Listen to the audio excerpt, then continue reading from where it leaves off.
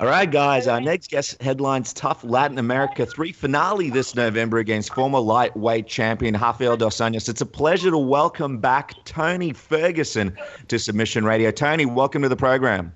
Thank you guys for having me, man. Super amped about this. November 5th can't get here anytime soon, man. We are very excited. This is going to be a great matchup. Just before we get into it, and let's be honest, there's a lot to talk about because a lot's happened in the past week. What has been new with you, man? Because we go on your Instagram, we go on your Twitter, and you're going full Bob the Builder. You're building some kind of facility. Is that correct? Yeah, I decided to just kind of say screw the labels and do my own thing, man. And I built my fortress. It's basically Camp Kukui. We're out here in Big Bear Mountain Lake, and we're way past just sea level elevation. We're here acclimating, and there's no joke, no bullshit about it. We're training hard, and my squad is we're doing work with me and making sure that I'm gonna be out of here with that victory, man. Wow, I mean, you've never had any cardio issues, but your cardio is going to be amazing now that you're at altitude.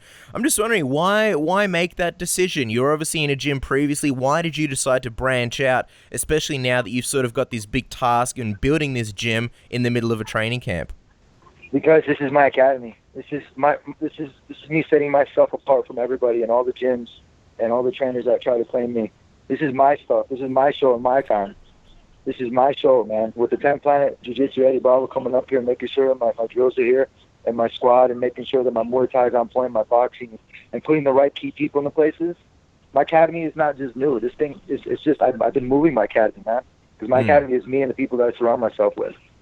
You know, I don't belong to big name gyms and I don't belong to big name teams because a lot of them slow me down. They just can't hang. You know, or they don't have that tempo that I have, or they just have too much of an ego. So I got to separate myself from that and build myself around strong-minded type of individuals and put myself in harm's way and to be able to overcome adversity. And that's going to make me that much stronger. So that's why I did it over here in Big Bear Lake, because nobody should bother me. I'm barely on Instagram, and the only thing I'm doing is busting my ass and puking almost every day trying to do this shit out here. This is grindy stuff, man. This is back in the 80s or way back in the day. People forgot how to train like this. I'm bringing it back. That's Snapdown City Academy. That's Tony Ferguson. That's my stuff, and that's what we're doing up here. I love the Snapdown City Academy. It kind of reminds us, obviously, Brock Lesnar's Suplex City, and obviously you are an alum of... Well, what do you think you got Suplex City?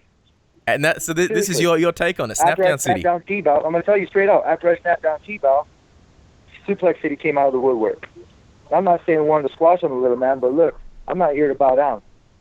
Snapdown City is where it started.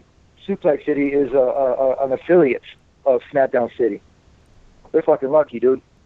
all you need is Brock Lesnar coming down every now and then and making appearances. But you mentioned, Tony, about you want to stay away from labels and you don't want trainers claiming you. What exactly do you mean by that? And was there sort of any instance in particular that you sort of drawing from even there? Just with sponsors in general and just the man. Stick it to the man is what you say, right? Mm. You know, like for me, I'm not wearing labels right now. I got a Reebok shirt on, but that's because I ran out of stuff to wear. You know, I have my brand. It's Tony Ferguson MMA, and it's Snap Jitsu. You know, my trademark, everything's going through it. I'm really trying to brand myself, and I'm tired of other sponsors that play games, and I'm not here to play games. It's like I have my sponsors that have been riding with me since the beginning, and those are the sponsors I'm riding with. As for everybody else, when they want to try to jump on, it's too late. I'm moving forward, bro, and everybody else that's in the way trying to get at 155 or Conor and Alvarez or Khabib and whoever else you want. Honestly, I don't give a shit anymore. I'm so damn focused, it doesn't matter who they put in front of me. Because I'm going to succeed on my way to victory come November 5th. It's doomsday for Dos Santos. Yeah, it's going to be a huge, huge fight. And you mentioned exciting times. You mentioned you don't give a shit, but, the listeners want to know your thoughts on what happened this week in the lightweight division. I mean, two things happened that we want to ask you about before we get to your fight. The first one is this Conor McGregor, Eddie Alvarez fight. What was your reaction when you found out he'd be fighting for the lightweight belt? Were you happy with it because you're close to getting a title shot? You could potentially be fighting him next. Were you annoyed with it because all he sort the of whiny skipped the bitches queue? can fight over the belt. When I get to that spot, they better, seriously recycle that belt because so many damn filthy hands have been on it. Seriously, I'm the only one that's been earning this shit on this division. You can talk your way to the division and you can sit out for the longest time and try to wait for a title shot.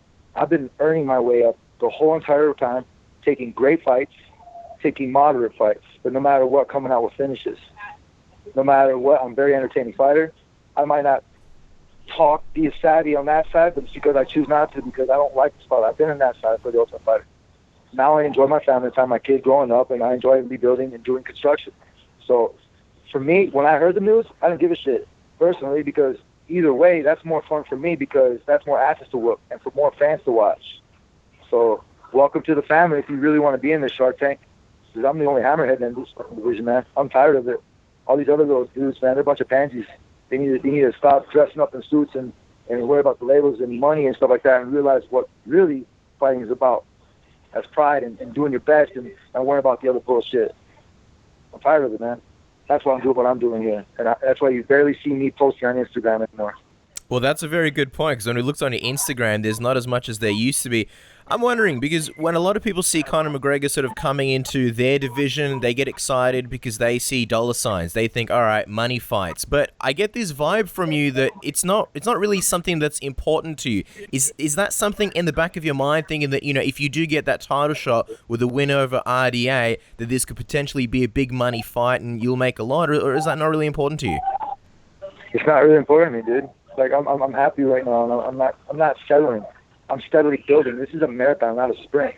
A lot of those dudes that shoot to the top, it's almost like fighting with a game genie, dude. You kind of cheat your way up there. And then, when you win there, you kind of realize, oh, shit, all right, it's not the same kind of win. It's kind of funny, like, when you win, like, that much money into this stuff, it's kind of funny, because do you have that same kind of passion for the sport anymore? I don't know. Yeah. I mean, there's hardships. Fighting is about hardships, man. It's about fighting life and fighting, and overcoming a bunch of adversity. When you get there so fast, it's kind of like, oh, shit, okay, all right, next. And for me, like, I'm taking my time, dude. And I told you, when I get to that title shot, I'm going to be the first one to hold on to it like 3 to 4 times. That shit ain't going nowhere. And I always tired with my gloves in that middle of that ring. Yeah, well, So do you guys want to fight for that belt and do all that stuff? It's cool, man. I'm not hating on it. It's cool. That's them. But for me, you guys didn't get an amazing show. Like, I'm preparing, and I'm like, I went to the rabbit hole, bro, the warp zone. And I'm in, like, the hyperbaric time chamber right now. Weight vest, weight ankles, running around, doing 6 miles, pulling tires, doing shit that's crazy, dude. And not even thinking twice about it, and waking up the next day and doing it again. Wow, that sounds crazy. That's we have to talk about the training in just a second, but I get a feeling from you, Tony, that you don't think Eddie Alvarez is going to hold on to his title at UFC 205. Honestly, I hope they both knock each other out. To be personally honest, it'd be kind of cool. I haven't seen a double KO in a while. I just hope it's a good fight. A lot of shit talking, a lot of hype and stuff. I just hope it's much more than one round. Give the crowd a fight. Give them something that everybody wants to see, which is a good bloody war. You're fighting 1 week before that on November 5th. Their fight takes place on November 12th. A win over RDA, where do you think that puts you in the division? Because you kind of sound like you're enjoying this journey. Would you expect to be the next one in line after RDA? Depends on how I finish. If I finish like Barbosa, yes. If I finish like Vannata, no. So it's all about spectacular presence inside that octagon, man. I'm an entertainer. And I aim to please when I go inside there. And the only one I aim to please is myself, which is coming out there and making sure that I got to come out of there flawless victory this time. And with the RDA victory that's like that, it'll put me in title contention. That's no doubt in my mind. You mentioned Vannata. I just want to touch on that fight with you just quickly, Tony. It was obviously a good victory, but there were a couple of hardships in the fight early on. It's been a while since that fight has happened. How do you look back on that performance, and how do you look back on that fight? Well, I shouldn't have gave the kid a shot. I shouldn't have even fought even Chesa. Those dudes didn't even deserve to be in the same octagon as me. They didn't put any of the time or energy or the mailroom experience that I did. So should that fight have happened? No. But did I want the two false people to get a fight? Yes. So instead of punking out and saying, like pulling an Alvarez or Khabib, I actually stuck with the program, and I stayed in it. And, it was a tempo change. We prepared for Michael Chesa and Khabib, both solid grapplers. Now, once I got a hold of Vannata, he was over. Now, in the first round, there was a big tempo change, and we didn't really practice standing up. I didn't want to show too much, so we stuck with the jab and the basics. He did get me a couple times, but if you really go back and you watch the film, there was a bunch of times where I slipped, boom, and he took a nasty shot, but I recovered very well. And I resulted to my 10th round jiu-jitsu, and that dude's lucky. He's super lucky that I took it easy on him, because I was about 70% squeeze. And I didn't want to hurt the kid, man. The kid was young. He had a lot of stuff going for him, and I'm glad that he came out with a performance of the night victory to add up to his college, college fund. Mm. How happy are you getting RDA as your next opponent? Because for a long time, you've been on this great streak and you've been fighting tough guys, but a lot of the fans sort of wanted to see you get that top 5, top 4 guy and really sort of make that big jump into title contention. Are you happy that you're fighting, one of the toughest guys in the division? Not only that, but the guy who last held the title belt. Yeah, absolutely. This is like a title fight. This is a 5-round title fight in my mind. And you got to prepare for it every single fight. And my last fight, I'll tell you, I had a lot of things going on. I had a couple of deaths in the family. I bought a house, had a kid. There's just a lot of things going on. I was pretty busy. But I overcame that. And I'm very focused now. And RDA and I, we don't really have too much beef, but what we both know is we're going to train hard. And what he knows is I'm going to train harder than him. So that can be in the back of his mind. And my weight is good. My mental is clear. And all is gravy over here in Big Bear Lake. RDA, I mean, he's a great fighter. So many people fans of his work. Before we talk about this matchup, did you want Khabib over RDA, or was he your preferred matchup?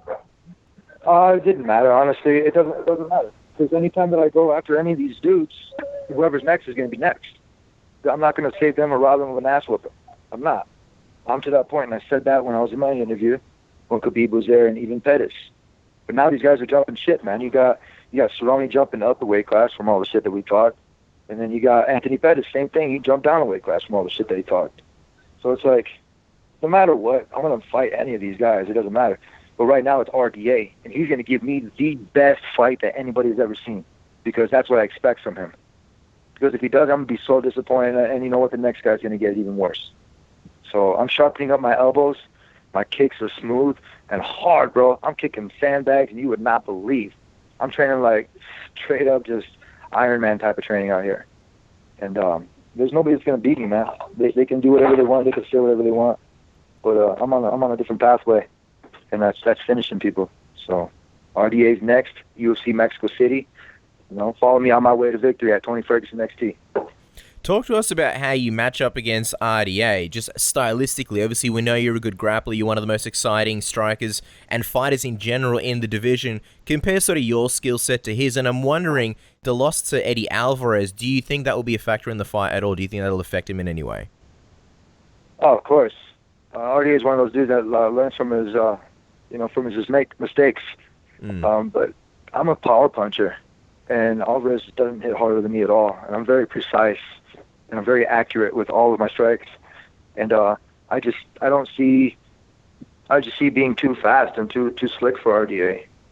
I don't see him beating me in any way. Like I'm doing every single day, going over and over every kind of position I think that he's going to present to me, and I'm going over it, and I'm playing chess. I'm writing my stuff down. I'm looking at him. I'm watching his film. I'm picking him apart. I'm getting ready for this. Like it's a state championship or a national championship or a world championship, because that's how it feels. Maybe if I was so up in the hype, I would have something more creative to say. But I've been here in the woods, in the sticks, longboarding, doing downhill longboards to clear my head, just to chill out, recovering, taking ice baths, doing all the stuff that people forget. And that's how I know I'm going to win. So I am patient. I'm not in any rush. So with this fight, hopefully you guys, it's a free fight. It should be on pay-per-view. I'm pissed that it's not pay-per-view, but it is on live TV. And you guys set your DVRs, man, and make sure, because the whole lineup is going to be badass. You guys really need to check it out. No, for sure. And I'm sure everybody will. I mean, this is a fight that a lot of people are really, really looking forward to. Talk to us about fighting over there as opposed to in America. Are you excited to go over, be able to fight over there? Is there added pressure with the fact that, you're away from home and people are expecting a lot from you? Well, I don't think there's pressure at all. For me, I strive on pressure. But when I went to Mexico City, the one thing I realized was the acclimation process. I knew that I was going to have to get acclimated because, it's just obviously the elevation. But I didn't want to take a chance in just to kind of like BS it, because you can't BS conditioning. And for me, that's the one thing I don't do. But for Mexico City, the people are amazing. The food is great. The location where the fight's going to be is awesome. It's beautiful. It's kind of like one of those places where you have to take your sunglasses off and actually enjoy it. Because I wear my sunglasses all the time. But it was one of those things that I got to enjoy, man. It was cool.